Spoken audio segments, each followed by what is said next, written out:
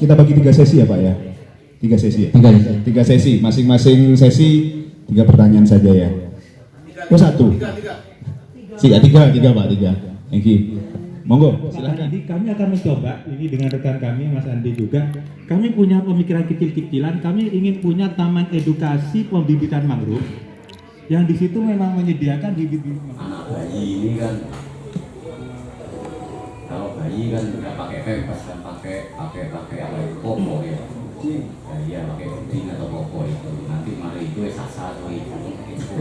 Kita lagi pasang boleh kan gitu. Nah sekarang sudah pakai sekali pakai pempes dua kan gitu. Sama saya juga belum pernah meneliti kalau ibu-ibu dulu itu pembalut itu dulu pakai apa, saya belum pernah meneliti. Nanti saya tak tanya ke Pak Doing ini dulu mereka ngambil apa sebelum musim pembalut itu gitu. Nanti saya juga tanya-tanya, saya pulangnya kok nyapo Pak Doing.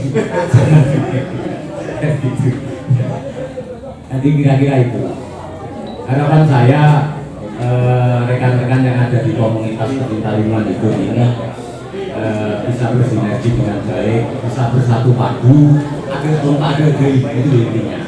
Bahwasanya mutlak murni perjuangan kita ini semata-mata untuk kelangsungan lingkungan kita. Harapan saya adalah seperti itu. Dan pun jauh, saya sekarang berada dengan panjenengan semua ini, saya terasa menemukan keluarga saya sendiri. Saya terasa menemukan keluarga saya sendiri. Oleh karena itu, saya tentunya akan berupaya dan berusaha semampu saya untuk bagaimana tata kelola lingkungan hidup, khususnya yang nantinya juga secara tidak langsung juga akan berdampak positif pada ekosistem pantai, termasuk juga mangrove di dalamnya. Kita upayakan bersama-sama sehingga bisa tercipta ekosistem yang lebih baik di masa-masa yang akan datang. Kira-kira itu yang bisa kami sampaikan, kurang dan lebihnya mohon maaf. Akhirnya ihdinas siratal mustaqim. Wassalamualaikum warahmatullahi wabarakatuh. Assalamualaikum warahmatullahi wabarakatuh.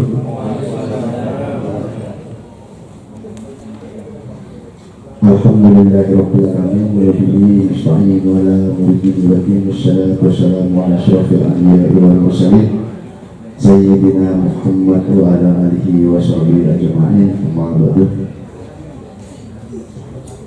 Yang saya hormati Bapak anggota DPRD Provinsi Jawa Timur, Bapak Matur Husaini SAG, yang kami hormati Bapak Kepala Badan Lingkungan Hidup Kabupaten Bangkalan, Bapak Anang Yulianto. Kebetulan beliau adalah senior kami di STPDN. Yang kami hormati Muspika Kecamatan 10, Bapak Camat, Bapak Kapolsek, Bapak dan Raden Toyong Mewakili. Yang kami hormati Pak Darwis Kabupaten Bangkalan, hadir Koordinator Kabupaten Bapak Holivi, Pak Darwis Kecamatan 10. Yang kami hormati panitia penyelenggara acara Hari Mangrove Sedunia dalam rangka memperingati Hari Mangrove Sedunia. Yang kami hormati para undangan, para budayawan, hadir Pak Doing atau Pak Sabaruddin Hidrosin Sabaruddin. Yang kami hormati bapak-bapak, ibu-ibu, rekan-rekan, mbak-mbak, mas-mas, para pecinta alam, para pecinta pariwisata, dulu waktu belum ada Suramadu harus lewat Kamal, sehingga Kamal itu sangat terkenal, tanah mahal, usaha apa saja di pinggir jalan di Kamal itu pasti jalan. Jadi penghasilan masyarakat meningkat di daerah Kamal itu. Dengan adanya Suramadu, katanya orang Kamal itu mati. Namun Kamal masih belum mati. Karena apa? Karena Kamal masih diuntungkan dengan adanya UTM. Dengan adanya UTM, Kamal masih bisa hidup dan tanah masih mahal. Dengan adanya Suramadu, tentunya Kabupaten Bangkalan ini paling diuntungkan. Kenapa? Terkait dengan pariwisatanya. Awalnya orang luar Madura ingin lihat Suramadu, ingin tahu Suramadu karena jembatan Suramadu terpanjang di Asia kalau nggak salah. Kalau se Indonesia pasti. Awalnya ingin tahu Suramadu, foto-foto di Suramadu. Karena sudah tahu Suramadu, yang kebutuhan mendesak putar balik. Tapi yang ingin lama-lama di Bangkalan pasti pengen tahu makanannya yang terkenal Sinjai. Akhirnya Sinjai ramai. Terus kadang orang yang paling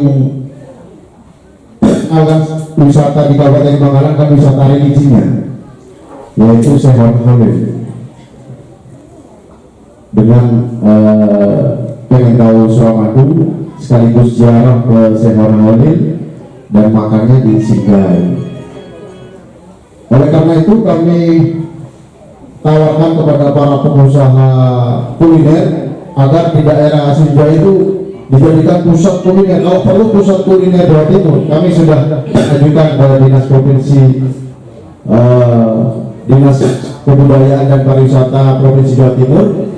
Kita kalau masalah wisata alam memang kalah dengan Malang, kalah dengan Banyuwangi, Batu, karena mereka sudah menang dinginnya itu.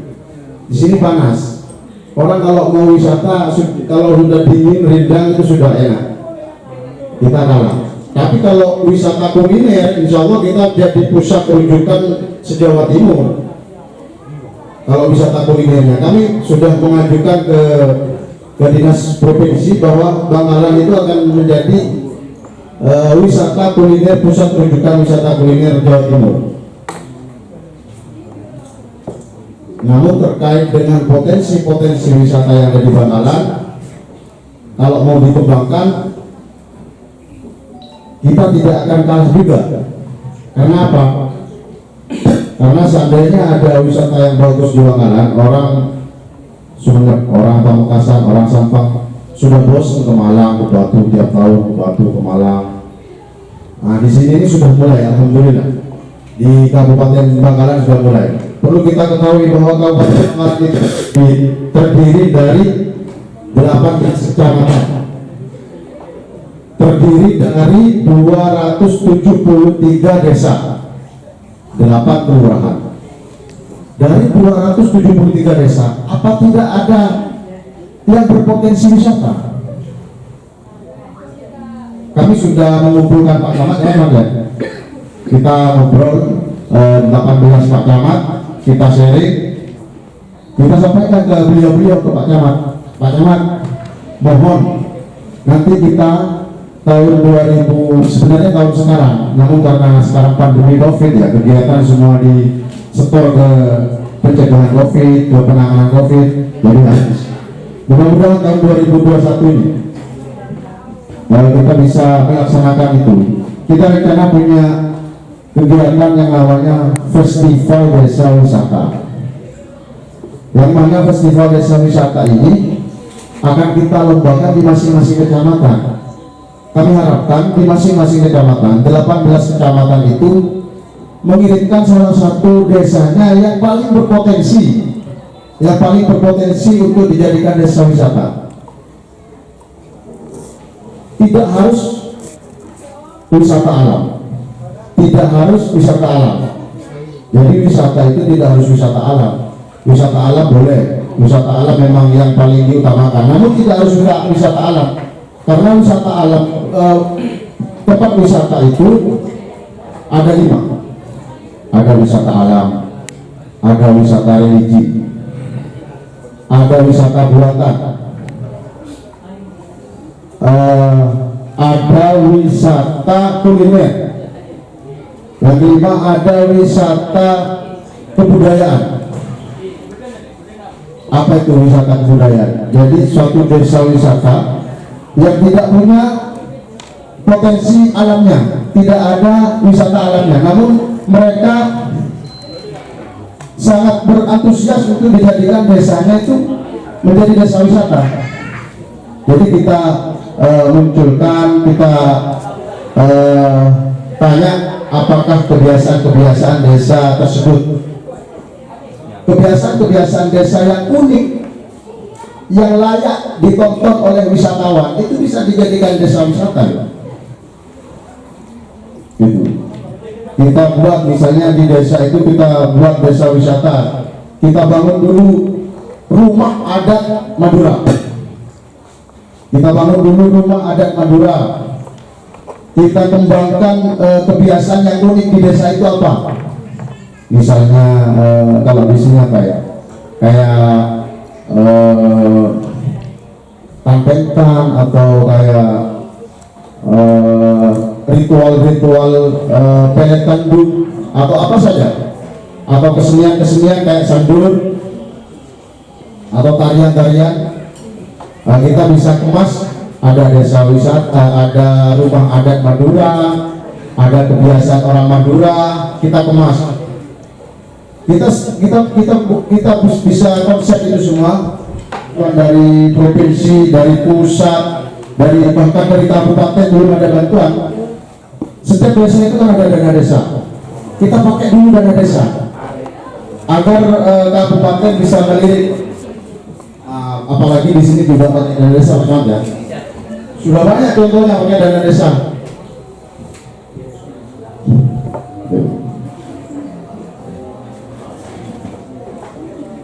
Ada sebentar, mohon maaf ya.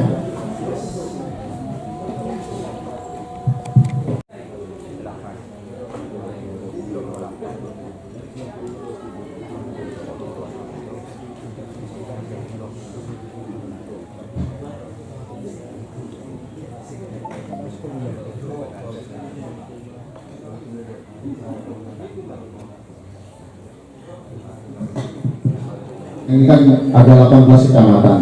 Kayak Bolego itu kan menurut orang tidak berpotensi wisata karena tidak ada lautnya, tidak ada ini. Padahal kalau mau dimanapun tempat itu bisa dijadikan wisata sebenarnya, dimanapun, bahkan yang tidak berpotensi pun, itu namanya wisata buatan kalau mau. Karena setiap tempat itu merupakan destinasi sebenarnya. Itu katanya Bupati Banyuwangi. Bupati Banyuwangi itu menyampaikan ke semua Pak Camat, setiap tempat itu adalah destinasi. Setiap kegiatan adalah atraksi. Itu katanya Pak Bupati Banyuwangi. Jadi kami sangat senang, sangat bersyukur bisa diundang di sini. Karena kami Dinas Kebudayaan dan Pariwisata Kabupaten Bangkalan ini sebenarnya tidak bisa bekerja sendiri untuk meningkatkan pariwisata yang ada di Kabupaten Bangkalan tanpa bantuan dari rekan-rekan sekalian, terutama Pak Matur. Ini mumpung ada semua kami, Pak Anang, ini kita sangat butuh bantuan beliau untuk meningkatkan pariwisata di Kabupaten Bangkalan. Karena untuk mengelola tempat wisata kita perlu taman yang bagus, kita perlu pengelolaan sampah yang bagus, kita juga butuh dinas PU untuk akses jalannya biar dibantu, kita butuh Satpol PP untuk pengelolaan penertiban pedagang, Kita butuh diskusi untuk pengelolaan parkir dan jalan rambu-rambu dari Suramadu. Kalau orang dari luar ya, itu sudah ada arahnya. Taman mangrove ke kanan ke kiri itu dari sana sudah ada. Jadi wisatawan itu tidak selalu lihat Google Map, kadang di Google Map belum terdaftar gitu. Jadi itu kita butuh komitmen. Kita butuh komitmen dari semua pihak. Saya rasa di setiap kabupaten itu, apalagi di Kabupaten Bangkalan, sangat berpotensi. Tinggal kita berkomitmen saja. Kami harapkan nanti Pak Darwis, mana Pak Holivi ya? Pak Holivi. Oh iya. Pak Holivi, ini kami harapkan dengan koordinator Pak Darwis Kabupaten Bangkalan. Jadi di dalam Pak Darwis itu ada pramu wisata, ada guide juga. Kita bentuk guide-nya juga untuk mempromosikan tempat-tempat wisata yang ada di Kabupaten Bangkalan. Kita berikan ini kartu pengenal itu Pak Holivi. Bikinkan kartu pengenal. Ya, kartu pengenal bahwa ini nama ini adalah Pak Darwis Kabupaten Bangkalan atau pramu wisata. Kita buatkan paket wisata yang ada di Bangkalan. Namun semua itu sia-sia tanpa dukungan dari semua pihak. Mungkin itu yang dapat kami sampaikan. Perlu kita ketahui bahwa di Kabupaten Bangkalan sekarang lagi viral beberapa tempat. Nah, ini mudah-mudahan dengan viralnya tempat wisata akan membuat orang ingin melihat, ingin tahu, dan ingin berkunjung ke tempat tersebut. Yang nelfon saya nanya, Pak, itu Pantai Sengkek dibuka apa enggak sebenarnya? Banyak. Coba aja ke sana. Jadi dengan viralnya terkait dengan masalah apa kami senang karena banyak yang pengen datang ke sana. Terus Bobote awalnya viral, langsung banyak orang datang ke sana. Mungkin itu yang dapat kami sampaikan.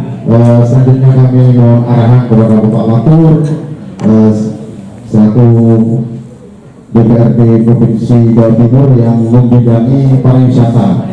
Mudah-mudahan dengan adanya beliau asli Bangkalan bisa membuat pariwisata yang ada di Kabupaten Bangkalan itu meningkat. Amin ya rabbal alamin. Kurang dan lebihnya kami mohon maaf. Wabillahi taufiq wal hidayah. Assalamualaikum warahmatullahi wabarakatuh. Waalaikumsalam warahmatullahi wabarakatuh. Assalamualaikum warahmatullahi wabarakatuh. Saya hormati Bapak DPRD Jatim Komisi E, Bapak Fatur Ros Husairi SAG. Yang saya hormati Bapak Haji Muhammad Hasan Faisal STB MM. Dan saya hormati Bapak saya sendiri Bapak Anang Yulianto Hari Purnomo APMM. Dan saya hormati Bapak Kapolsek beserta dan Ramil beserta dan hormati Bapak Camat dan Direktur 10. Dan hormati saya mengenalkan diri, saya dari Indonesia Topin di tenaga ahli dari DLH untuk mengatasi sampah. Bagaimana kaitannya sampah dengan mangrove? Yang saya kaji waktu kemarin di Ujung Bedung dan di Motung itu banyak sampah. Karena keterbatasan waktu saya singkat saja. Bagaimana Indonesia Go Green ini itu berkaitan dengan mangrove. Kita bekerja sama. Mangrove berdiri dengan mangrove sendiri yang mengatasi berkembang biaknya mangrove. Saya mengatasi sampah yang dikirim dari luar daerah. Karena saya teliti itu sampah ini bukan dari Madura, penduduk warga. Ini sampah yang kiriman dari Gresik, dari Surabaya, itu yang banyak di situ karena banyak botol minuman beserta beling-beling yang ada di sana, beserta kayak ASI yang di sana. Di ujung piring saya ketemu warga sana sama desa Kramat itu mau membersihkan sampah. Saya minta dukungan di aktivis lingkungan yang ada di sini. bagaimana kita bekerja sama untuk Bangkalan bergerak sejahtera dan maju di Bangkalan sini. Itu yang saya sampaikan. Bagaimana saya sebagai lulusan Bukri ini, saya mau bekerja sama. Waktu saya disakit, saya bikin mangrove ini untuk jaring di sekitar mangrove supaya sampah tidak masuk ke dalam mangrove. Kita bikin jalur untuk nelayan sendiri, kita bikin jalur untuk masukkan nelayan sendiri, kita lindungi mangrove ini dengan jaring supaya sampah dengan mudah kita ambil. Itu juga bisa ditangani di tempat wisata-wisata lain yang kita terapkan di situ 3R. Dimanapun di wisata manapun kita terapkan 3R. Dan di tempat wisata kita dengan 3R. 3R ini menggunakan pilahan sampah di situ. Di situ ada non organik, organik dan ketiga. Di situ supaya sampah ini berjalan di kota, sungai, selokan, pantai, supaya sampah ini bersih. Ini saya minta bantuan para sesepuh yang sesepuh aktivis ini yang tetap semangat di usia lanjutnya untuk mencintai lingkungan di Bangkalan ini. Di situ saya minta dukungannya untuk beraktivitas di Bangkalan, dan Bangkalan ini itu sangat indah kalau kita gali wisatanya. Bagus. Saya nggak pernah di Ujung Piring, saya nggak pernah di Kodung, tapi saya berjalan di sana sangat indah. Kalau di Bali sama, kalau kita kelola dengan baik. Ini dari Kodabis perlu masuk di Ujung Piring sama Keramat, siap warganya untuk membersihkan sampah di mangrove di sana. Di Modung pun siap itu. Tinggal kita laksanakannya itu kapan. Saya menunggu instruksi dari kepala dinas DLH untuk mengeksekusi sampah ini, supaya di sampah ini kita taruh jaring-jaring yang ada di mangrove supaya sampah tidak masuk di mangrove dan bisa tumbuh dengan baik. Yang saya sampaikan. Assalamualaikum warahmatullahi wabarakatuh.